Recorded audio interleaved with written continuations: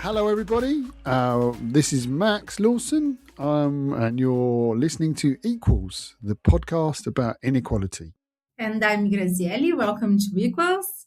Max, it was so nice seeing you in person just a few days ago in Denmark. Yeah, I mean, normally we're in different places. You're in Brazil, I'm in London. But yeah, we were together in Denmark with our colleagues, which was a great week, wasn't it? And it was really lovely to see you. And I It remember was. not your first time in Denmark, I don't think. No, it was my second time there, exactly 10 years after, and a lot different. Well, not different, it was the same, but it was different for me because the first time I went there, if you heard the episode Flowers or Bars on the Window, you're going to remember this. I got out of the subway, saw many bikes there unlocked, and people just walking around. And I just knew at that moment that I was in such an equal place and that had this safety atmosphere. It was impressive. Yeah, your first experience basically of being in a very equal country. Anyway, today's podcast is not about Denmark.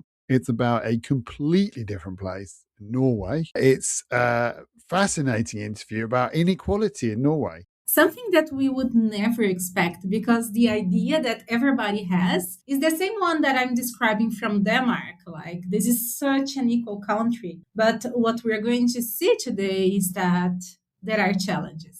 Yes, so we're going to speak to Trine Østereng from the think tank Agenda. And she's brilliant. And she's written a book about inequality in Norway. And there are some aspects of Norwegian society that are truly equal, really spectacularly equal. But there are others that aren't, and inequality is growing. So it was a really interesting conversation, and it was great to be able to talk to her. Should we get into it? Yes, let's go.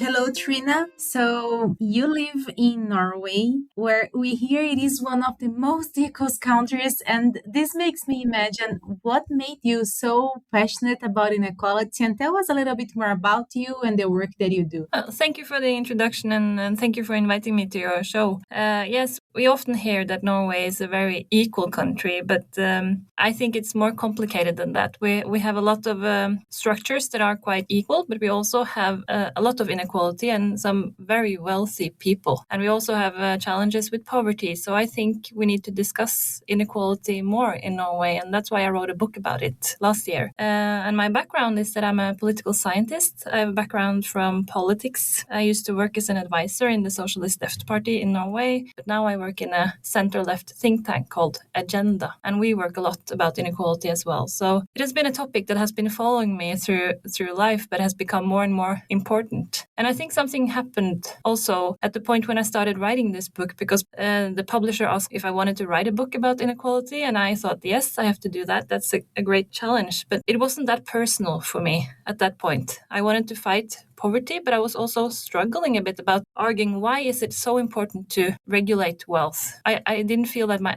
answers were good enough. But by working with this book and going into all the arguments and all the facts we have about how extreme inequality affects society really convinced me that this is so important. And now it has become very personal for me. And I think that one of the most important things about fighting inequality is regulating wealth at the top and not only lifting in the bottom. And that is because you have to regulate power. Having a lot of money, having a lot of wealth gives you political power and is a threat to democracy. And that's one of the main challenges that I think we are facing right now with the extreme inequality in the world. So nowadays I travel a lot in Norway, visit unions and political parties and activists and discuss what we can do about this in Norway, because I think there are a lot of things we can do that also can be done in cooperations with activists in other countries to help us turn this development with rising inequality all over the world. And can I ask you about the trend for inequality in Norway? I mean, has it been getting, even though it's still quite an equal place, has it been getting worse in recent years? Are you starting to see worrying trends? Is there some kind of difference between wealth and income? Yeah. What's been happening to inequality in Norway? We have been one of the most equal countries in the world, and but in the 1980s and early 90s, it started turning with growing inequality, and especially on wealth. The main difference is economic inequality in Norway is on wealth, and when it comes to income, we are more equal than many other countries, especially when you look at salaries. The 99% in Norway are quite equal. But what is special about us is that the richest 1% and the richest 1 per mile, they're super rich. So we have an inclusive society and a very strong welfare state in many ways, but we also have extreme inequality. The last Oxfam report said that on a global level, 12 people have the same amount of wealth as the poorest half. But in Norway, it's only 10 people who has the same as the poorest half. Wow, that's some very rich Norwegians. Yeah. So we're not that good at regulating extreme wealth. We don't have an inheritance tax and so on. And that affects society, and I don't think we discuss it enough. The main change in inequality in Norway has been on top, but I think for most people, they notice rising inequality in housing prices, because if you buy a house in the cities right now, the prices are really, really high, and they have been growing a lot faster than the salaries. But if you live in the districts, and many people in Norway live in the districts, it's really hard to get a good price for your house. So housing becomes an engine for more inequality that I think people notice in their everyday life. And I think if you have kids that grow up in the districts now and they get a decent job, you're not sure if they can get a place to live in the city that they can own themselves when they're old. And we have a strong tradition for owning your own houses, but that is really under pressure right now. More and more people are renting places at really high prices. So it's a bit of the life that our parents had, where they knew that if they got a decent job, they could get a house. It's not the same for young people growing up today. That's really interesting. So that's very like the UK. So you don't have a big tradition of public housing like you might see in other places like Switzerland, or so it really is about owning your own home. Okay. Yeah, and you get a tax cut if you own your own house. So it's kind of my colleague has called it an opposite Robin Hood policy, that you support the ones who own their own houses, but those who don't own houses don't get those tax cuts. So for the wealthy people in Norway, those who are between 90 and 99%, many of them have their wealth in housing. And that is driving the prices up for the rest of the people. So it's very lucrative to invest in housing, but the prices in the cities have been really skyrocketing. And that makes it hard for young people to know how they will find the money to get a place to live in the cities. So that's a challenge. Sounds very familiar. It also hurts, right? Because when you start your life and you start working, you have this dream to have your own place. But in Norway, you also have like some counterbalancing forces, let's say like trade unions. How do they work? How do they manage to balance this? And are they being successful? Yes, I could also mention to give a broader picture of inequality in Norway, I could also say that we also have poverty. We have a strong welfare state. And for most people who live in economically secure families and so on, they feel that the welfare state is really good. For instance, if you have kids, you can have 1 year with a full salary and free childcare after school and a cheap kindergarten. We have lots of parts in the welfare state that are really, really good. But we also have poverty. And one of the things that has been happening for the last years is that we have increasing poverty lines for people waiting for food. They go to volunteer centers to get food because the welfare state doesn't give them enough money to pay for their own food. So now a few streets from where I am, every Friday, there's a line of people in line to get help with food. And that came in 2023 in Norway after prices started rising. And there were some researchers for a few weeks ago who said that now this is established, that this is a part of Norway now, that we have these food lines and there's no sign that they are disappearing. So and 1 of 10 children in Norway are below the poverty line. So it's a mixed picture. We have many good parts of the welfare state, but we also have poverty and we have extreme wealth. But we also have strong unions, and that's a really good thing. And I think that's the main reason we have the welfare state that we actually have. It's very common when you get a job that you also organize in a union, and that gives power and is an opposite power to the owner of the working place. And it has led to good cooperation between the workers and the employers. And they try to find a lot of solutions together, and it builds trust in society as well. But I think one of the main things that this has led to is a compressed wage structure. So they are very systematic in the way that they negotiate salaries, that they lift the ones in the bottom. And they work for high benefits, but also that the lowest wages are high. And can I ask, what proportion of Norwegians are still in trade unions? And is that quite static, or has it gone down or gone up? Because that's a big problem elsewhere in the world, the kind of declining union membership. 50% of the workers in Norway are organized in a union. But of course, it's a challenge, and especially some sectors have a really high level of organization, for instance, in the industry, in the oil industry, in health sector, and so on. But for instance, in private sector with small businesses, it's a much lower degree of organization, and that of course affects how it is to work in those working places. But in the sectors where we have strong unions, it's easier to see that those are nice places to work, and there are less differences also in their wages between the people who are working there. Okay, so turning now to the role of Norway on the kind of international stage. And I mean, in lots of areas, I think Norway and other Nordic countries, but perhaps more Norway in recent years, plays a big role in the kind of UN or the international aid architecture. And more specifically, just recently, Norway has backed the idea from Stiglitz and others to set up an international panel on inequality, which is really cool. And they also play a really important role on taxation in particular. So first question is, why do you think Norway is playing this progressive role? Are they doing a good job, and what could they be doing a bit better? Well, I'm really glad that we have a government who supports the idea of working for reduced inequality globally. That's a very good thing, and our Minister of International Development, Åsmund Aukrust, has been mentioning this as one of his main issues several times, which I think is really good, because it is noticed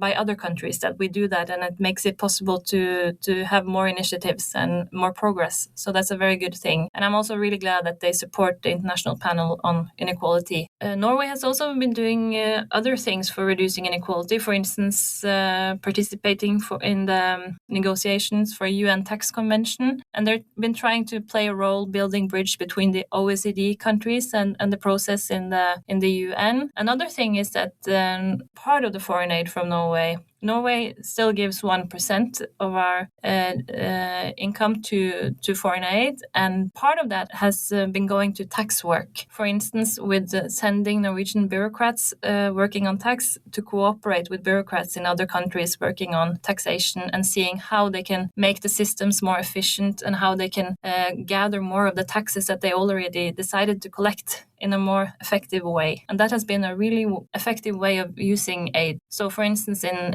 Tanzania, they have examples of 1 kroner going in foreign aid leading to between 50 and 100 kroner increased income of Tanzania because of this project, just because they managed to create a more effective tax system. So those are examples of things that Norway is doing. They're also talking about the model for taxation of oil. We have a lot of oil in Norway, and luckily, before the industry became very large, they decided to have a high tax on it. So we don't have that many oil billionaires in Norway as you have in other countries with oil, but a lot of it is going to the public, and we're spending it on welfare. And we also have this huge wealth fund. So there are also people in Norway talking about experience from that way of doing it, and I think that can be an inspiration for other countries who have large nature resources as well. Trine, how this sovereign wealth fund works, and how could it support also this fight against inequality and the role that Norway plays in the international level? Yes, so the income, because we get a lot of money from oil, so if we cannot use all that in the state budget in 1 year, that would really harm the economy. So the income from oil goes to the wealth fund, and which is invested all over the world. And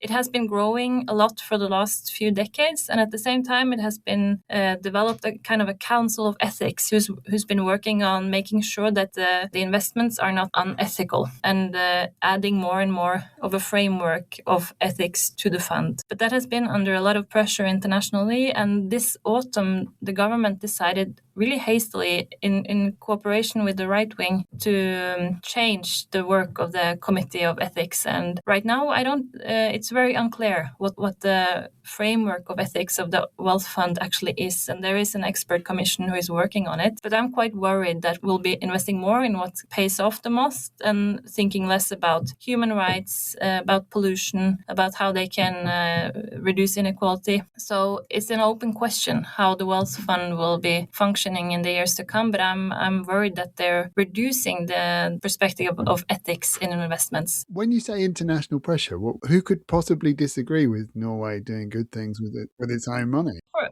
For instance, the United States politicians who wants Norway to continue to invest in their companies, for instance. Oh, I see. So the reason the US would care is because some of those ethical things would mean that they would pull their money out of US companies. Is that? Yeah, there was also a discussion where nothing really happened, but there was some politicians were afraid that the wealth fund would have to pull out of all the large tech companies, and what would that lead to? I think because the wealth fund is so big right now, it's the biggest foreign policy muscle that we have, and I think what happened was that the politicians were in the Labour Party and on the right wing were afraid that this would be seen as a political that the fund would do political moves that were not controlled by the politicians themselves. So they thought it was being somehow almost political without the oversight of. Yeah, because, Trump thinks that it's the Norwegian prime minister who decides who gets the Nobel Peace Prize. And I also think that he thinks that it's the Norwegian prime minister who decides what happens to the sovereign wealth fund, even though we've had a framework with some principles, and then there has been an ethical committee to decide whether you should pull out or not from single companies. So it has become very political in an unstable world. So I think they're trying to find out how to have a policy for the wealth fund which can not lead to that many conflicts. I mean, it is huge, isn't it? It's like $2 trillion or something. Yeah, it's really, really huge. So you can watch online as it goes up. Yeah. There's a website where you can see how much it increases or goes down, and it's really fast and it's a lot of money. So it's a lot of states' budgets in one wealth fund. Can I ask you? You mentioned the influence of the right, and we've seen the far right increasing in power, all over the world, but definitely in Europe. What's the situation in Norway politically in terms of that? We just had election last autumn, and the centre left won, which I think is a really good thing. But right now, the far right party, the Progress Party, is doing really well on the opinion polls. So it feels like a shift to the right, as in many countries, and especially in rural areas, the Progress Party is doing really well, and among young men. And we saw that also in the election campaign. And a lot of young people were affected by people on Instagram and TikTok from the far right, for instance, talking about the wealth tax. Tell us what happened with the wealth tax then? So we still have a wealth tax, but there were several campaigns ahead of the election financed by some of the richest people in Norway. And they financed committees working systematically to remove the wealth tax. But their problem was that they were struggling to demonstrate that it was a problem for business in practice. So they had some cases with the companies that they were complaining about this wealth tax, but when activists tried to check the real financial situation of the company, it was always wrong. So they were struggling to document that the wealth tax was actually a problem. So actually it became a win for the center left because the right looked stupid after having shown these examples that didn't make sense of people making a lot of money and were in no problem after paying their wealth tax. But that's interesting. So they tried to undermine it and failed. I remember quite a few stories about Norwegian billionaires going to live in Switzerland and things. We've had that here in the UK as well with tax the rich proposals. How did that play out? And was there kind of a reasonable pushback? How did that work? There were quite a few rich people moving out, especially in 2022 and 2023, after we had the change of government from a right-wing government to a left-wing government. And what also happened was that we got a new tax on salmon in 2022, which I thought was brilliant that we got because people were getting extremely wealthy on fish in our fjords. But that led to a backlash from many people with a lot of money, and we also had some rules that made it really lucrative to move to Switzerland for 5 years, and then you could have income in holding companies without having to pay the tax on that income. So if you went to Switzerland and stayed for 5 years, you could go home and not pay any taxes on that income. And that loophole has been closed. And we also got a new exit tax that made it more expensive to move out. So now there are a lot less people moving out, and So I think that problem is on its way. But I think it has had an effect on the politicians that many are afraid of progressive tax policy because of potential reactions can be from people with a lot of money. And we know that people with a lot of money, they're heard in the newspapers. They can get the front page if they want. And that's, if you get that day after day, it's a challenge for the politicians to feel good about their policy. So I think those years affected many politicians in Norway, that it's, that if you introduce a new tax, you will get a lot of pushback from people with a lot of money and a lot of power. But they made it. So we got those taxes, and that's a very good thing. And I think it's Grazie, what do you think? It's a real lesson for other countries, isn't it?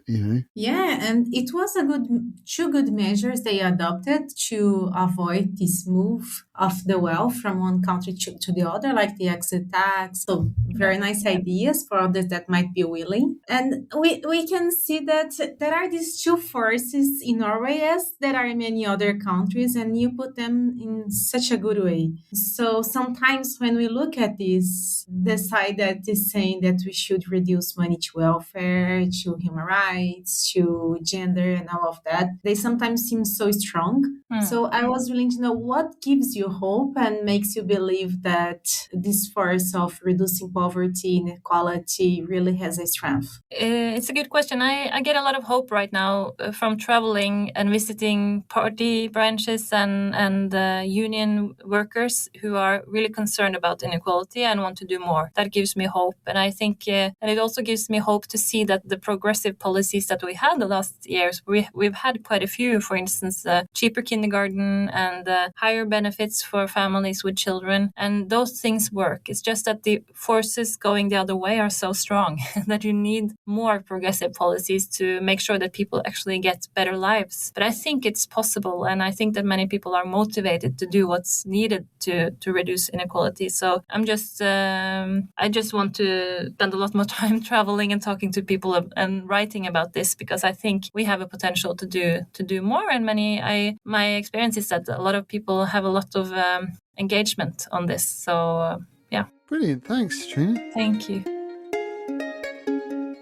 Wow, it's been such an eye-opening conversation. It is powerful to remember that fighting inequality isn't just about lifting the bottom, but also regulating power and wealth at the very top to protect the democracy. Yes, absolutely. And that the power of the rich is a real thing, not just in the US, not just in the UK, but also in Norway. I thought the discussion, particularly about the fight over taxing wealth in Norway and how the rich said they would leave and then they closed the loopholes, and that was really inspiring, and it just shows that it is possible to tax the rich, and there's a lesson there for every country, isn't there? It is possible to tax the super rich. And I mean, interestingly, when we were in Denmark, the election was announced, wasn't it? And our colleagues got super excited because taxing the rich and a wealth tax in Denmark is top of the agenda for the election there. So we could soon see a Danish wealth tax to join the Norwegian one, which would be amazing, wouldn't it? It would. It would be really amazing seeing that spread around and many other countries adopting wealth taxes. I think it's coming. I think governments are broke. I think they need the money. And I think it's really clear that the richest people have got a lot of it. So